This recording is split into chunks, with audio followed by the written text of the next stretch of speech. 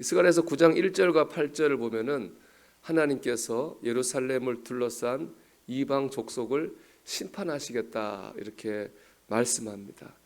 예루살렘을 둘러싼 이방 족속들은 수시로 예루살렘을 쳐들어와 가지고 약탈하고 노략했습니다. 하나님께서 그들을 심판하시겠다 이렇게 말씀하는 거죠. 그리고 이스라엘을 그들 가운데서 구원하시겠다 그렇게 말씀하십니다.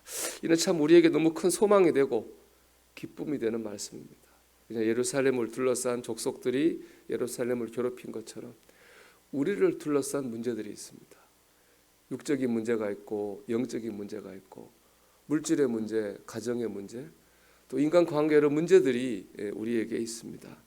하나님께서 우리를 둘러싼 그 문제들 속에서 우리를 구원하시겠다고 하는 거니까 우리에게는 너무나 큰 소망이 되는 말씀이죠.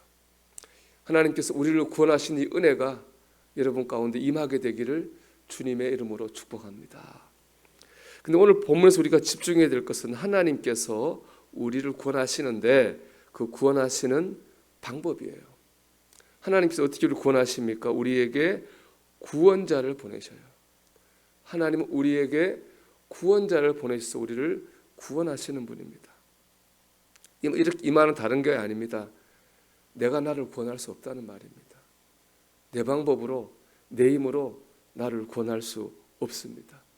하나님께서 보내신 구원자, 그 구원자를 붙들어야 되는 겁니다. 의지해야 됩니다. 그러면 하나님께서 우리를 구원하시기에 보내시는 구원자는 누구입니까? 우리 9절 말씀 보면 나오지만 이 9절 말씀 보면 이 구원자는 눈에 보이는 두 가지 특징을 가지고 있습니다. 먼저 그는 왕입니다. 보라 내게 왕이 내게 임하시나니 그랬잖아요. 그 왕이셔요. 두 번째 왕인데 겸손한 왕이셔서 나귀 새끼를 타십니다. 나귀 새끼를 타고 들어온다 이렇게 말씀하거든요. 당시 왕들은 크고 화려한 말을 탔어요. 그걸 통해 자기를 높이는 거죠. 하지만 하나님이 보내신 구원자 왕은 자기를 낮추셔서 새끼 나귀를 타고 들어오시는 겁니다. 여러분 이쯤 되면 하나님 보내신 구원자가 누군지 아시겠죠?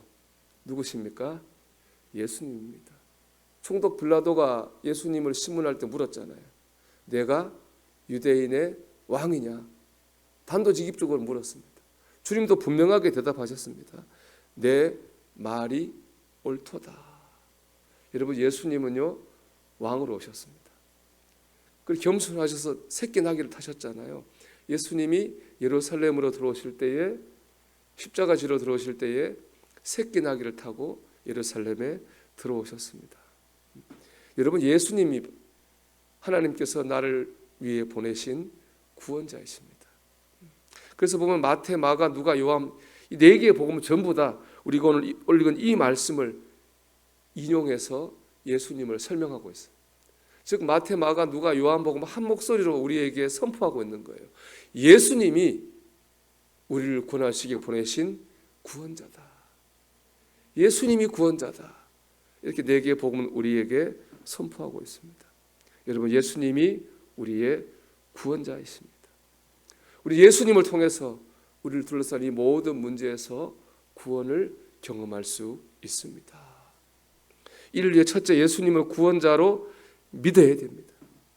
복음서를 보면 예수님께서 구원을 행하실 때마다 항상 강조하신 게 있습니다.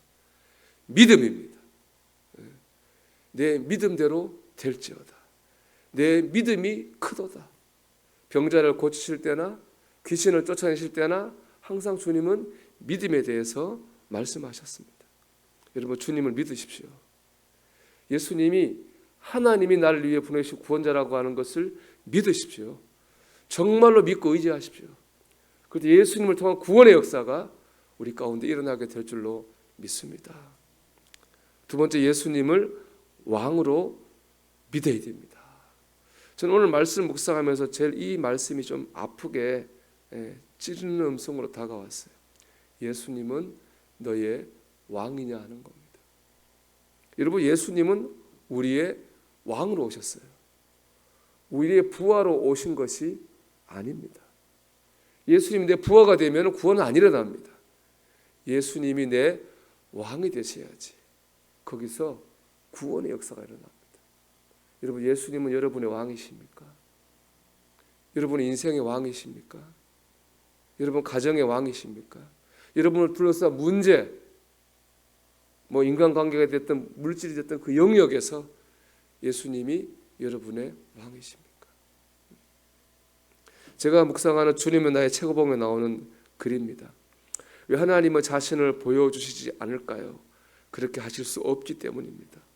하시지 않는 것이 아니라 하실 수 없습니다. 당신이 완전히 항복하여 하나님께 자신을 드리지 않아서 하나님의 증거를 막기 때문입니다. 그러나 일단 당신을 내어드리면 하나님은 자신을 보여주십니다. 당신의 논리와 주장을 포기하는 순간 하나님은 그동안 하나님이 하신 일들을 보여주십니다. 하나님께 나를 드려야 됩니다. 나를 보호하기 위한, 합리화하기 위한 모든 논리와 주장을 내려놔야 됩니다. 그런 것들이 있잖아요.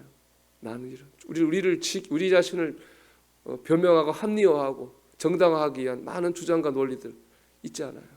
그게 맞든 틀리든 간에 그것까지도 내려놓을 때에 하나님이 우리를 권하시는 것을 보게 될 것입니다. 여러분 오늘도 여러분의 삶의 영역에서 예수님을 왕으로 믿으십시오.